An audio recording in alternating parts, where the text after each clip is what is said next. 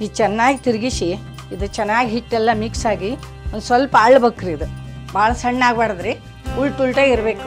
ಹಪ್ಪಳದ ಉಳ್ಳಿ ಮಾಡ್ದಂಗೆ ಉದ್ದಕ್ಕೆ ಉಳ್ಳಿ ಮಾಡ್ಕೊಂಡು ಇಟ್ಕೋಬೇಕ್ರಿ.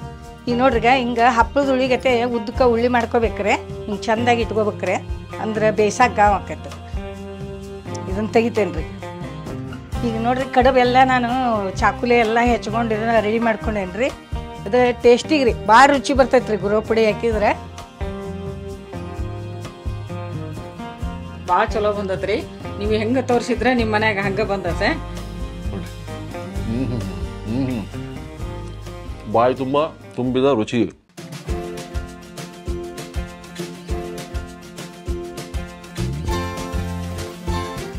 ನಮಸ್ಕಾರ ವೀಕ್ಷಕರೇ, ಇವತ್ತು ನಿಮಗೆಲ್ಲ ಆಶ್ಚರ್ಯ ಆಗ್ತಿರ್ಬೋದು.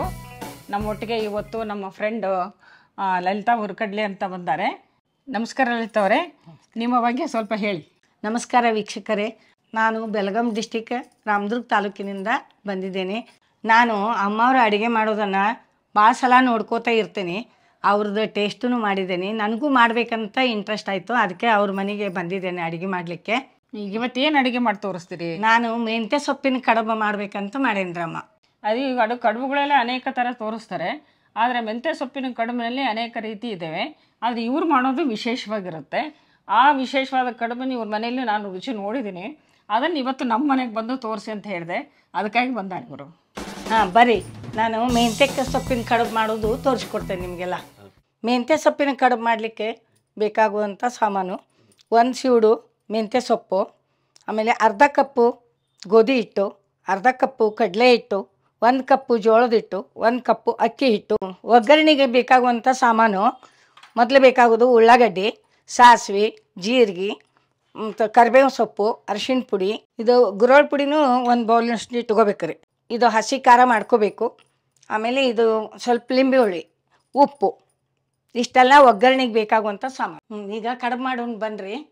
ಮೊದಲು ಹಾಕೋದು ಜೋಳದ ಹಿಟ್ಟು 1 ಕಪ್ ಹಾಕ್ತೀನಿ. ಆಮೇಲೆ ಅಕ್ಕಿ ಹಿಟ್ಟು 1 ಕಪ್ ಹಾಕಬೇಕು.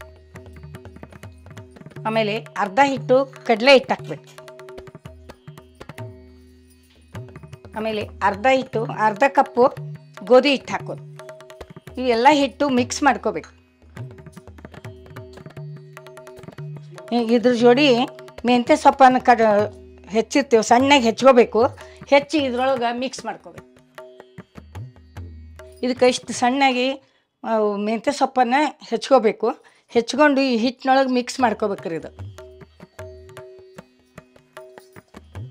ಚೆನ್ನಾಗಿ ಇದನ್ನು ಮಿಕ್ಸ್ ಮಾಡ್ಕೋಬೇಕು. ಇದಕ್ಕಿಂತ ಫಸ್ಟ್ ಏನು ಮಾಡ್ಬೇಕಂದ್ರೆ ಮೊದಲ ನೀರು ಕಾಯಕ್ಕೆ ಇಡ್ಬೇಕ್ರಿ. ಇದು ನೀರು ಕುದಿಯೋಕೆ ಇಟ್ಟು, ಇದು ನೀರು ಕುದಿಯಾಕತ್ಮೇಲೆ ಒಂದು ಸ್ವಲ್ಪ ಉಪ್ಪು ಹಾಕ್ಬೇಕ್ರಿ. 2 ಕಪ್ಪು ನೀರು ಹಾಕ್ಬೇಕ್ರಿ ಕುದಿಯೋಕೆ. ಇದು ಸೊಪ್ಪೆಲ್ಲ ಇದ್ರೊಳಗೆ ಚೆನ್ನಾಗಿ ಮಿಕ್ಸ್ ಮಾಡ್ಕೋಬೇಕು.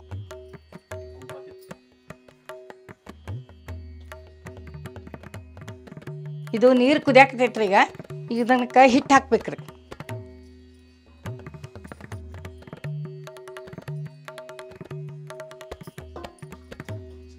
ಆಮೇಲೆ ಒಂದು ಇದನ್ನು ತೊಗೊಂಡು, ಕಡ್ಗೋಲು ತೊಗೊಂಡು ಹಿಂದಿನ ಹಿಡಿಯಿಂದ ಇದನ್ನು ಚೆನ್ನಾಗಿ ತಿರುಗಿಸ್ಬೇಕ್ರಿ.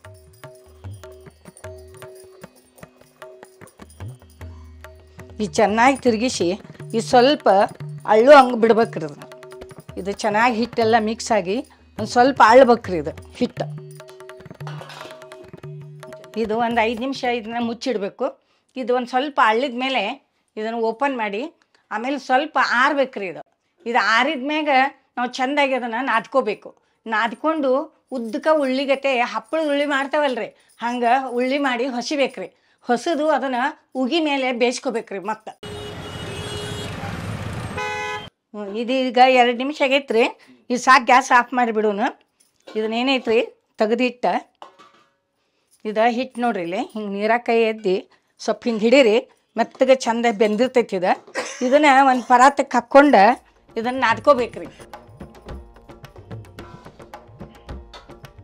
ಇದನ್ನು ಹಿಂಗೆ ಪರಾತಕ್ಕೆ ಹಾಕ್ಕೊಂಡು ಸ್ವಲ್ಪ ಆರ್ಬೇಕ್ರಿ. ಇದು ಸ್ವಲ್ಪ ಆರಿದ ಮೇಲೆ ಚೆನ್ನಾಗಿ ನಾದ್ಕೋಬೇಕು.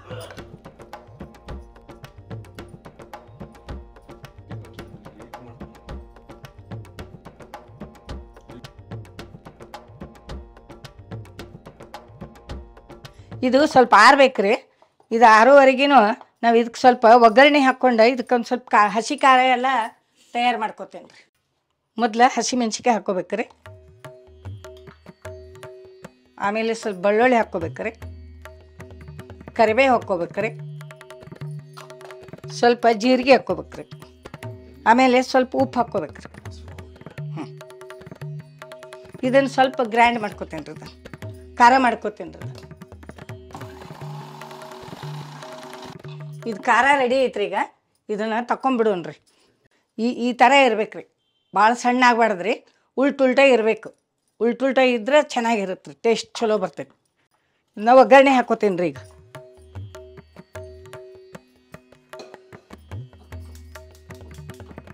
ಒಗ್ಗರಣೆಗೆ ಮೊದಲು ಎಣ್ಣೆ ಹಾಕ್ಕೋಬೇಕ್ರಿ.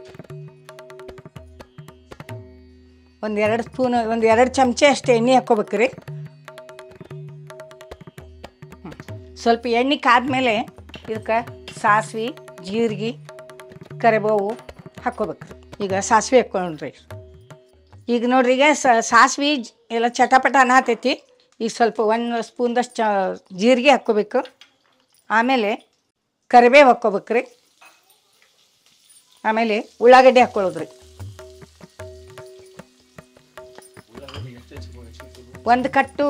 ಒಂದು ದೊಡ್ಡ ಗಡ್ಡೆನ ಉಳ್ಳಾಗಡ್ಡಿ ತೊಗೊಂಡೇನಿ ರೀ. ಇದನ್ನು ಸಣ್ಣಗೆ ಹೆಚ್ಕೊಂಡು ಚೆಂದಾಗಿ ಒಗ್ಗರಣೆ ಹಾಕ್ಕೋಬೇಕ್ರಿ.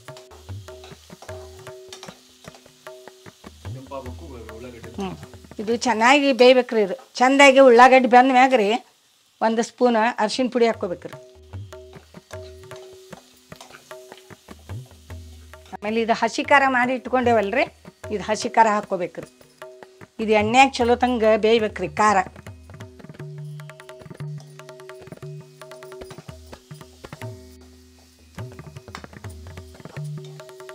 ಈಗ ರುಚಿಗೆ ತಕ್ಕಷ್ಟು ಉಪ್ಪು ಹಾಕ್ಕೋಬೇಕ್ರಿ.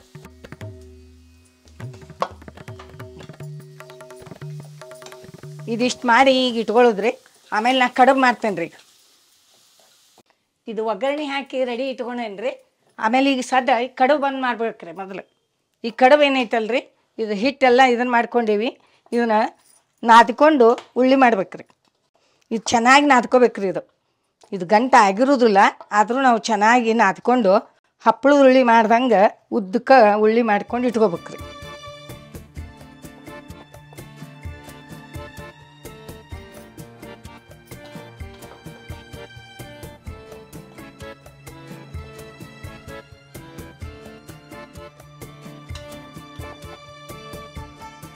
ಒಂದು ಸ್ವಲ್ಪ ಹಸಿ ಕೈ ಮಾಡ್ಕೋಬೇಕ್ರಿ. ನಡ್ನಡ್ಕ ಹಿಟ್ಟು ಕೈಗೆ ಹತ್ತಬಾರ್ದು ಅಂಥೇಳಿ.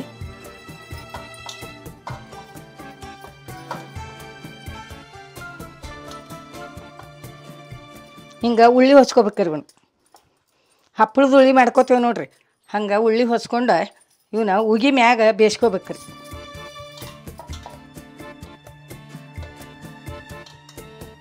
ಈಗ ನೋಡ್ರಿಗ ಹಿಂಗೆ ಹಪ್ಪಳದ ಉಳ್ಳಿಗತೆ ಉದ್ದಕ್ಕೆ ಉಳ್ಳಿ ಮಾಡ್ಕೋಬೇಕ್ರಿ. ಹಿಂಗೆ ಮಾಡಿ ಇಟ್ಕೊಂಡ್ರಿ ಇವನ್ನ ಕುಕ್ಕರ್ ಡಬ್ಬಿ ಒಳಗೂ ಎಣ್ಣೆ ಹೆಚ್ಚಿ ಇಡ್ಬೋದ್ರಿ. ಇದು ನಮ್ಮ ಮನ್ಯಾಗ ಇಂಥದ್ದು ಐತೆ ಅಂತ ಹೇಳಿ ಇದಕ್ಕೆ ಒಂದು ಸ್ವಲ್ಪ ಎಣ್ಣೆ ಸವರ್ಕೋಬೇಕ್ರಿ. ಎಣ್ಣೆ ಸವರಿ ಇದ್ರೊಳಗೆ ಲೈನಾಗಿ ಇವನ್ನ ಚೆಂದಾಗಿ ಇಟ್ಕೋಬೇಕ್ರಿ. ಉಗಿ ಮ್ಯಾಗ ಬೇಯಿಸ್ಬೇಕ್ರಿ. ಇವನು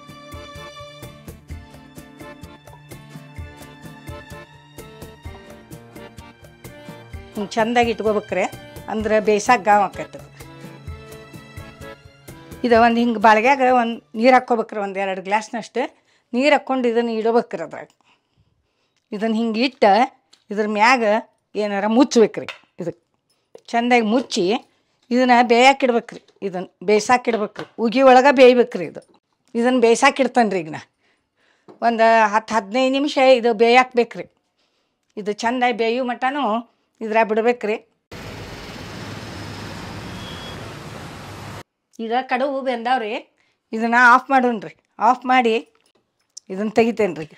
ತೆಗೆದು ಇವನ್ನ ಆರಾಕಿಡ್ಬೇಕ್ರಿ. ಇವು ಆರಾಕಿಟ್ರಿ ಪರಾತ್ನಾಗ ಹಾಕ್ಕೋಬೇಕ್ರಿ.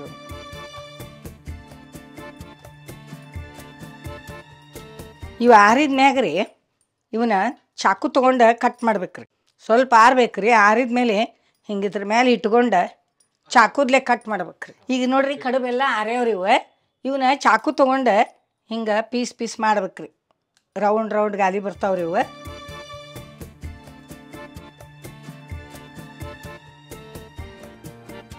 ಹಿಂಗೆ ಪೀಸ್ ಪೀಸ್ ಮಾಡಿರಿ.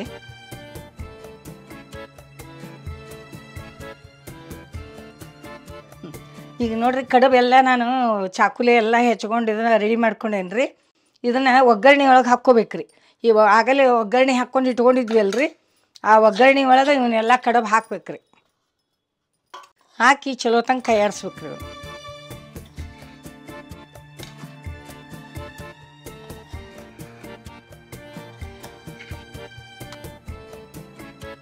ಇದು ಕಡುಬು ಎಲ್ಲ ಕಲಿಸಿ ರೆಡಿ ಮಾಡೇನ್ರಿ. ಇದಕ್ಕೆ ಲಿಂಬೆ ಹಣ್ಣು ಹಾಕ್ಬೇಕ್ರಿ.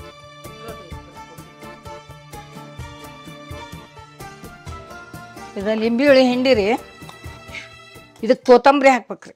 ಸಣ್ಣಗೆ ಹೆಚ್ಚಿಟ್ಕೊಂಡದ್ದು ಕೊತ್ತಂಬರಿ ಹಾಕ್ಬೇಕ್ರಿ.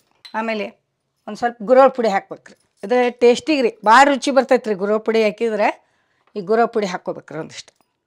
ಹಾಕಿ ಇದನ್ನು ಚೆಂದಾಗಿ ಕೈ ಆಡಿಸ್ಬೇಕ್ರಿ. ಕೈ ಆಡಿಸಾದ್ಮೇಲೆ ಇವನ್ನ ಬಿಸಿ ಮಾಡಿಕೊಂಡು ತಿನ್ಬೋದು ರೀ. ಬಿಸಿ ಮಾಡ್ಕೊಂಡು ತಿಂದರೆ ಹಂಗೆ ತಿನ್ಬೋದು. ಆರಿದ ಮೇಲೆ ತಿನ್ಬೇಕಂದ್ರೆ ಸ್ವಲ್ಪ ಮೊಸರು ಹಾಕ್ಕೊಂಡು ತಿನ್ಬೋದು ರೀ.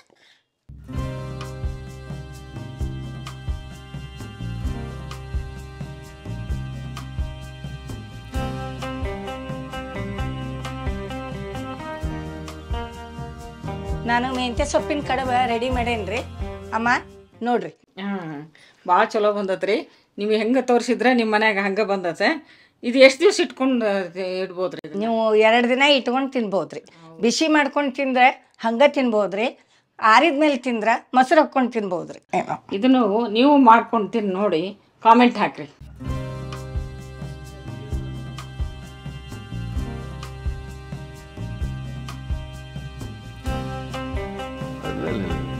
ಹಿಂಗೆ ಸಿಗಬೇಕಿದು. ನಮ್ಮ ನಾಡಿನಲ್ಲಿ ಮೂಲೆ ಮೂಲೆಯಲ್ಲಿ ಎಂತೆಂಥ ರುಚಿ ಇರುತ್ತಂತ ನಮಗೂ ನಿಮಗೂ ಎಲ್ಲರಿಗೂ ಗೊತ್ತು. ನಮ್ಮ ನಾಡೂಟದ ಹೆಸರಿಟ್ಟಿದ್ದಕ್ಕೆ ರೀ ಬೆಳಗಾವಿನ ರಾಮದುರ್ಗ, ಬೆಳಗಾಂ ಜಿಲ್ಲೆಯ ರಾಮದುರ್ಗ ಇಲ್ಲಿ ಬೆಂಗಳೂರಿಗೆ ಬಂದು ಲಲಿತಾ ಹುರ್ಕಡ್ಲಿ ಅವರು ಅದ್ಭುತವಾದ ಒಂದು ಮೆಂತ್ಯ ಸೊಪ್ಪಿನ ಕಡುಬು ತೋರಿಸ್ಬಿಟ್ರು. ರುಚಿ ನೋಡೋ ಭಾಗ್ಯ ರೀ. ನೋಡಿದ್ರಲ್ಲ ಹೆಂಗಿತ್ತು. ಹಾ ಆರೋಗ್ಯಕರ. ಎಣ್ಣೆ ಎಷ್ಟು ಕಡಿಮೆ. 4 ಥರದ್ದು ಹಿಟ್ಟು. ರುಚಿ ನೋಡೋಣ ಫಸ್ಟ್, ಮಾತಾಡೋದೇ ಬೇಡ.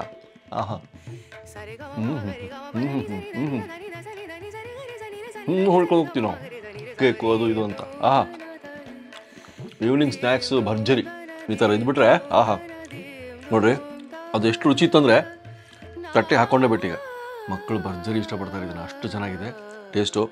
ಇದು ನೀವು ಸಾತ್ವಿಕ ಆಹಾರನೂ ಅನ್ಬೋದು, ಆರೋಗ್ಯಕರ ಆಹಾರನೂ ಅನ್ಬೋದು, ರುಚಿಕರ ಆಹಾರನೂ ಅನ್ಬೋದು. ಯಾಕೆ ನೋಡಿ, 4 ಥರದ ಹಿಟ್ಟು: ಜೋಳದ ಹಿಟ್ಟು, ಅಕ್ಕಿ ಹಿಟ್ಟು, ಕಡಲೆ ಹಿಟ್ಟು, ಗೋಧಿ ಹಿಟ್ಟು.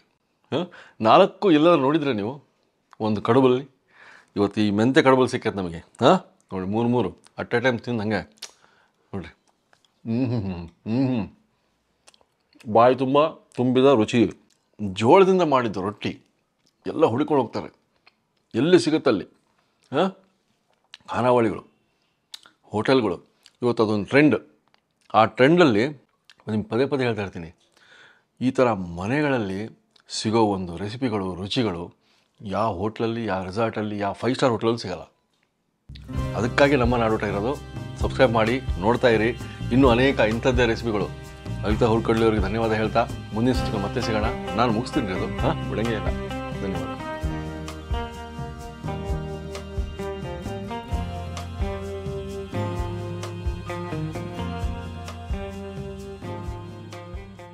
ಇನ್ನೂ ಅನೇಕ ಸ್ವಾದಿಷ್ಟ ರೆಸಿಪಿಗಳಿಗಾಗಿ ಸಬ್ಸ್ಕ್ರೈಬ್ ಮಾಡುವುದನ್ನು ಮರೆಯಬೇಡಿ.